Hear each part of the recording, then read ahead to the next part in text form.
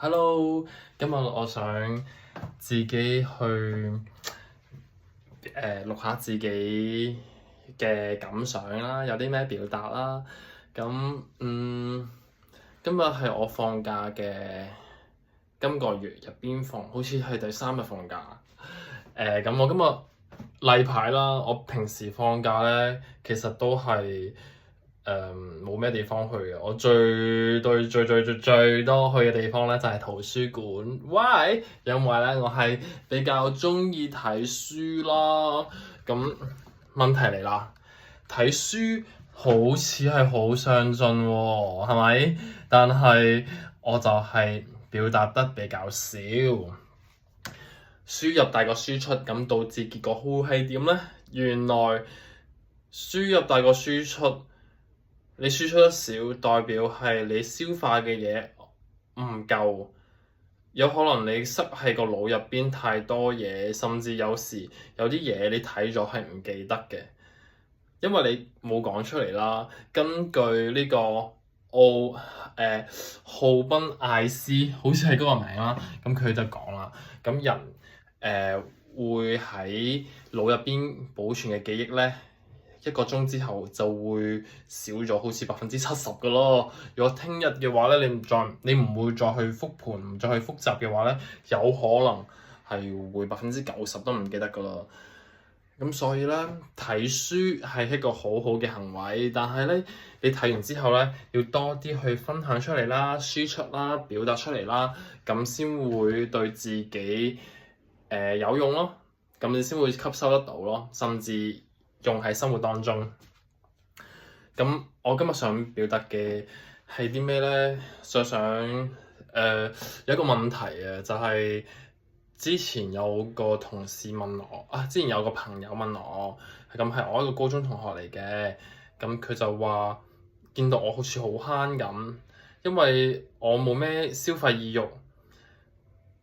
而佢咧係一個女仔嚟嘅，就比較鍾意去買啲護膚品啊、買茶啊，甚至買禮物送俾朋友。咁佢有一日就話我啦，食飯嗰陣時佢就哇，你咩都唔消費，消費意欲又低，即係甚至呢個耳機啦，都係拼多多度買㗎，拼多多買流嘢啊，買流嘢20零，我記得好似20零蚊人民幣一個嘅啫。咁我就好自豪咁同佢講，跟住佢就話：哇，其實你嘅消費係邊㗎？好慳啊！你咪儲好多錢。個問題就係你咪儲好多錢，你咁慳。跟住嗰刻咧，我就諗，咁的確係喎。我喺現實生活中咧，我買嘢，我消費欲真係唔強。我呢啲衫咧，其實我着咗至少5年以上啦。車又係買二手嘅，揸到而家接近我22年買嘅，都8、9年咯。所以咁我回想翻咧，其實但係我又唔係一個好慳嘅人喎，因為咧我大多數嘅消費咧都係喺網上嘅，都係買網上課程咯，而且我係一個比較迷信嘅人啦，咁我會花好多錢啦，去算命啦，甚至花錢啦去俾人哋算紫微斗數啦，甚至有啲可能誤信咗人哋某啲意見、投資嘅意見啦，即係又係唔見錢，即係投資失利啦。咁其實呢度咧都係一筆支出咯。咁呢啲錢咧，可能我發覺我嘅錢都係消費或者係唔見，就係網上虛擬世界。我反而喺現實生活中係比較少用錢，我去實體店買嘢都唔多嘅。所以我覺得其實你去點樣用錢都係睇到你一個，即係都睇到你係點樣對待生活咯。即係譬如你用錢去一個實體店去買嘢，其實都有好多嘢學嘅。咁你可以首先唔怕醜啦，因為我覺得我自己咧係一個好驚人哋點樣睇你嘅人啦，好怕醜咯，即係好唔好意思啊咁樣，就係因為我少去，就因為我比較少去呢啲地方嗰度消費啦，咁樣，所以就造成咗我性格上啦，又可能比較細膽。就係、其實呢啲嘢好多係有跡象可以睇到㗎。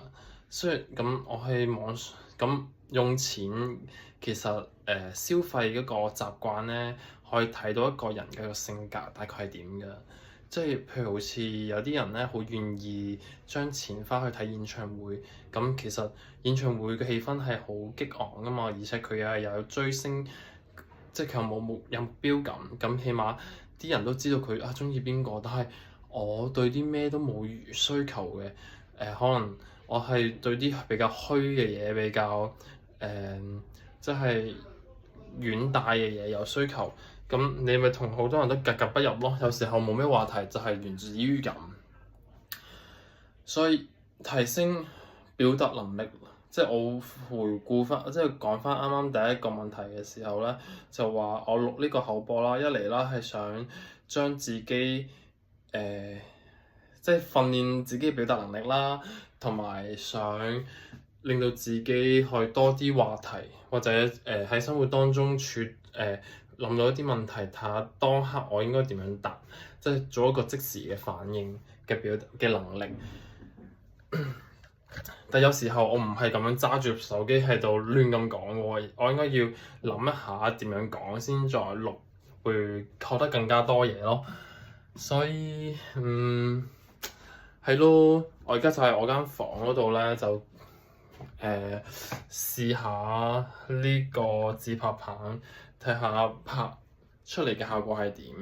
咁我今日都講咗呢個問題啦。咁雖然唔係話好好，咁譬如個下一個朋友講：哇，你好慳啊！咁我應該點講？好慳啊！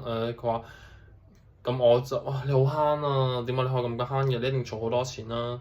咁我就可以咁樣同佢講咯。話其實每個人咧都係有消費嘅，又慳。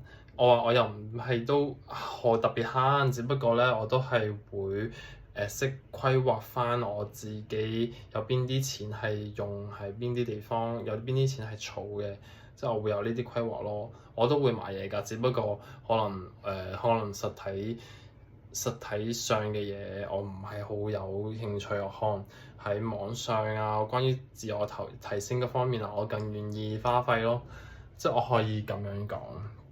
咁講嘢嘅方式咧，亦都可以多啲睇人哋綜藝節目嘅藝人點樣去講啦，同埋關於啲 talk show 啊，可以睇多啲，可以留意下，甚至可以準備筆同埋紙喺你睇嘅時候咧，關於某個觀點佢會講得唔錯啊，咁我都可以抄低學下佢哋嘅個表達嗰個能力咯。